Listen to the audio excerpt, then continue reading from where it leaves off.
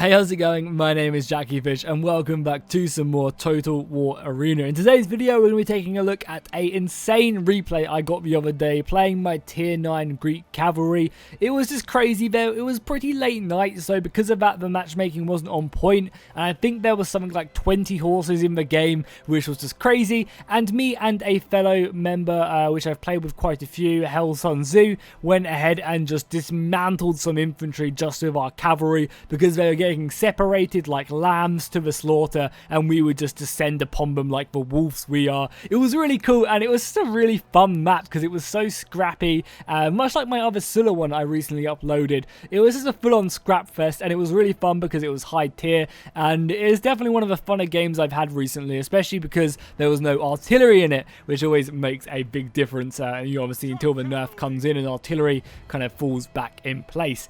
So as I said, I'm going to be playing my Royal Cavalry. I basically have everything unlocked for them besides this chest piece. I'm going to just stick with this weapon at the moment because it gives me 40 impact damage. I don't need the other melee killing stats. It's all about my charge with Greeks anyway. I could maybe try and build them to be a bit more tanky and be a bit more able to fight in prolonged engagements, but that's not what they're really about. I kind of want to just emphasize how good they are on the charge, so I can do what you're about to see to infantry. If they leave their backs open, if they don't protect their flanks, then they're going to be punished by, some elite heavy horse coming in their rear and decapitating them. I am just going to not bother getting any of these either, even though they probably would be nice. Actually, these greaves aren't that great, because I want to kind of try and stay as fast as possible. This helmet is better, but again, I'm not going to spend 36,000 experience. Maybe when I do have the tier 10s unlocked, which I would like to say I'm getting close, but I'm really not. Still another like 30k to get this chest piece, and then it's just 200k to grab these guys up. I mean, I'll probably have the tier 10s in like a week and a half, maybe 2 weeks time, depending on how much I play the game. I could probably bang them out in a week if I really just played a ton. But, obviously I'm busy with other stuff, making videos and other games, but we'll see. And obviously, don't you guys worry, I will be bringing you guys some tier 10 action as soon as I do unlock them and we can see them. It's really nice actually. Sorry, really long intro, but it's really nice at the moment. Loads of people are getting to tier 8 and 9 and 10 now, so because of that, the queue times tier 9s are very, very quick in the evening. It's amazing. So let's just jump straight into the replay and we will see you guys there. Okay guys, here we are. We are now in the battle. We are going to be playing on Marathon as we do approach the Persian ships. If we take a look at our army comp really quickly, we do have some tier 10 Roman cavalry being played by Sun Tzu. Very, very nice. I think they still have a few upgrades to be picked up, but very nice cavalry. We have some tier 8s over here on the left hand side, some tier 8 archers, some tier 8 spears, some tier 8 javelins, and obviously a lot more tier 8s. I didn't realize we didn't have as many tier 9s and 10s as them. We only have the one tier 10 of Sun Tzu, and I am the tier 9, and everyone else is actually tier 8. I didn't realize that. As I said, this game was played pretty late in the, well, I guess early in the morning, I should say. It was played around about 2 AM, so because of that, the matchmaking is all skewered. There's not going to be as balanced teams as if I was to play at like 6 in the afternoon or something like that. So we're immediately going to start off by just pushing our cavalry into the center of the battlefield. Let our team push up and scout. I mean, already we know that we have a lot of horses, but we have 3, 6, 9, 12, 15 horses on our side, so the enemy are going to have just as many. We actually see their lineup already, so they have 3, 6, 9, 12 themselves. That's crazy. So much horse. So we actually do outnumber them on horses. We have half our team being cavalry, whereas they only have 4 players. Their team's a bit more normal, whereas ours is just crazy. That's insane, though. But there is 27 horses units in this battle out of a possible 60. That's going to be crazy. So as you can already tell, the enemy obviously have a lot more infantry, so they can tie us down as a majority cavalry army. They're going to take us apart as we have 2 range as well, and only 3 infantry. Yeah, only 9 infantry players. So if the enemy play correctly, they can really take us down. And we can already see that Kurgan King has the tier 10 Vercingetorix Barbarian Cavalry so strong at the moment. That's going to be a deadly foe, especially if he pops off his abilities. We have some more Barbarian Cavalry there. More of the enemy forces coming into view right now. Tier 9 Elephants, Tier 9 Spearmen. So they definitely do actually outmatch us on the tier ranking at the moment, as we are suffered with a lot of tier 8s. But hopefully that won't be too big of a deal. And the first engagement popping off, the tier 8 Roman Cavalry from our side is going to be getting stuck into combat with the Vercingetorix cavalry, which is not something you really want to do as a Roman player, because the Vercingetorix does have his charges, he does have his horse abilities, and he has his iron discipline, which just does so much damage. However, we are going to be getting some more Roman cavalry being pushed up here, and you can see all the enemy cavalry has just descended upon this little engagement right now. It's kind of hard to tell who's who, but if I press space, you can kind of see. We are surrounded. Luckily, that was a nice Roman cavalry charge right there, and me and Sun Tzu smell blood in the water. We are going to be pushing our forces up, seeing just the huge cavalry engagement that is currently taking place right here. I believe that this guy has propped over perseverance. However, he has been bribed by the Carthaginian cavalry, which is not going to be good for them. They are definitely going to be losing. However, I'm just simply going to go whole hog right here and just charge in. I know I can do so much damage on the charge if I can just get stuck in right now.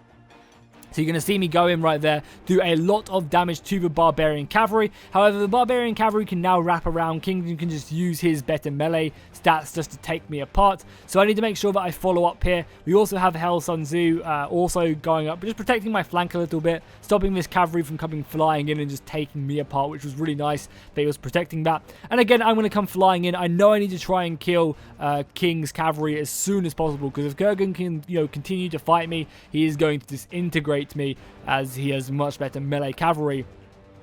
We do actually see Sun Tzu missing his charge, unfortunately, and he's going to be getting surrounded right now. But the good thing about the Romans, war cry, encouragement, oath of perseverance. And that oath of perseverance is just going to keep these Romans fighting for a long time and keep them involved. And we also have more reinforcements making up. Luckily, the original Romans are still alive as well. Around about tier 8 is when the Romans, I think, become a lot more tanky and a lot more effective in these battles. We have to be extremely careful though at the moment, because we do have some pikemen also making their way up right now. And these pikemen obviously will just slaughter us. Sun Tzu's tier 10s actually did get routed out of Oath of Perseverance there as well, which was not something I was actually expecting to see. And now the beautiful Silver Shield pikemen. Oh, they look amazing. I've never actually seen them like this close up before, as I do try and avoid them. They look amazing right now. The way that the sun just glimmers off their shield, that is awesome. I never knew that before. And they're basically just going to be cutting down our cavalry. So we're going to be trying to get the hell out of here as soon as we can, looking for more opportunities.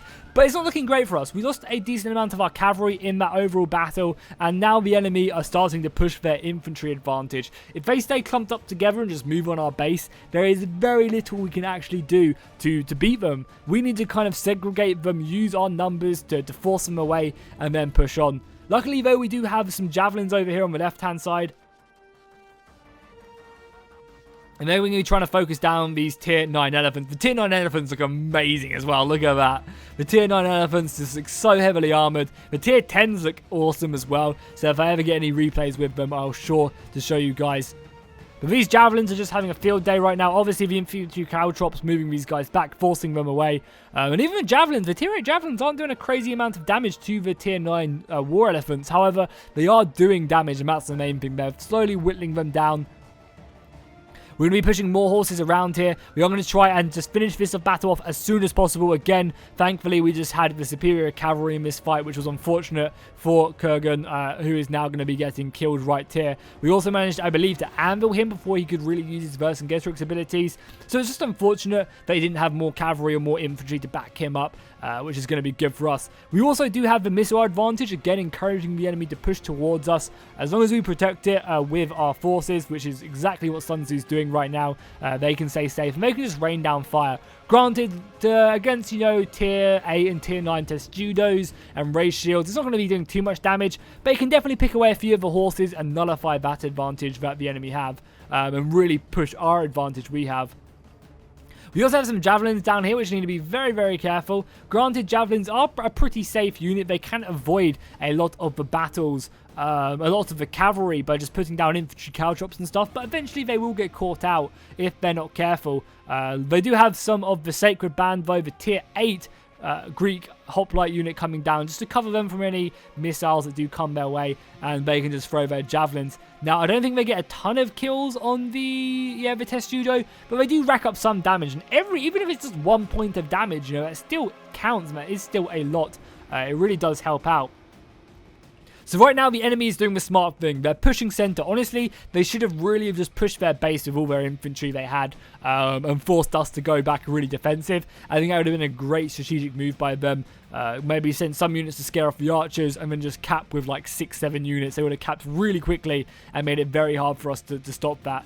But at the moment they're very, very split, and we can kind of use our cavalry to our advantage. I have one horse up here waiting for any stragglers to come in, and the rest of my horses are around here. Ideally I want to try and get a nice little charge off on this guy right here.